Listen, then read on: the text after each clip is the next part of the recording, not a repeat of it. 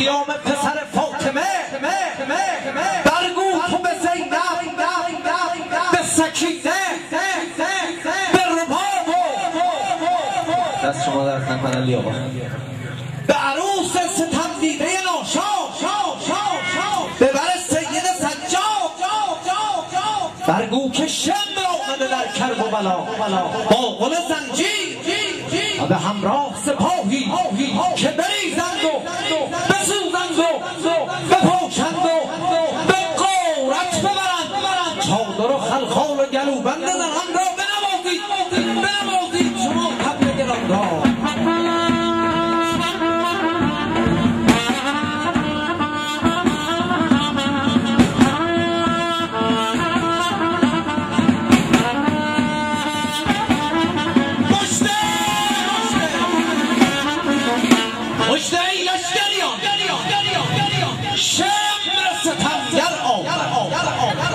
قاتل جان حسین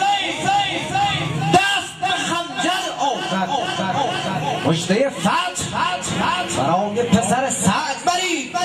که چه شمر آن قاتل اولاد پیغمبر آورد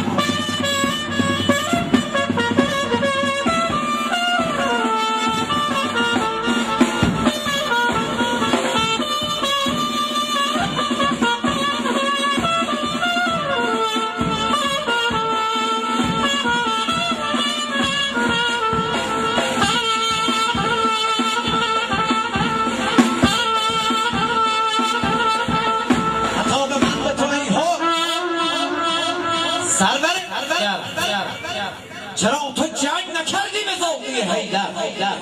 چرا تو جنگ نکردی به ناله ناز مگر که خوف نمودی حضرت عباس بیا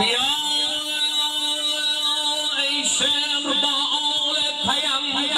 ترک دعوا کن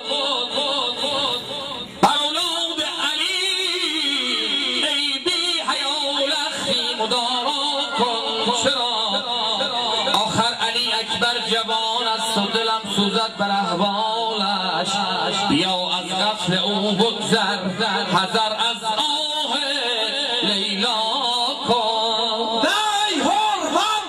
امروز عرش رو به تزلزل درآورم جیب ستم ز تیغ تحمل درآورم من میبرم به شام همه خواهران او من میکنم اسیر همه یاوران او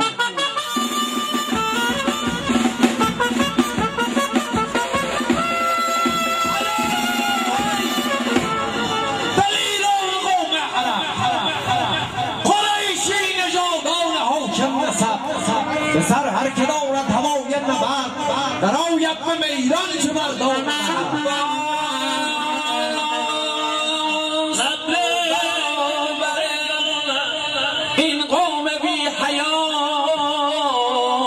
برگو حیا کنم ز اولاد مصطفی آخر ای لشکر بی شرم و حیا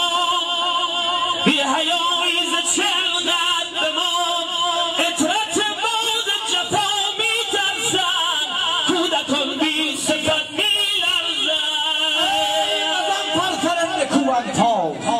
حجبر معرکه دشت کربلا اما روز جنگ است جنگ باید کرد کوشش از نام ننگ چنان از دارم تیغ بر فرق سر چه سر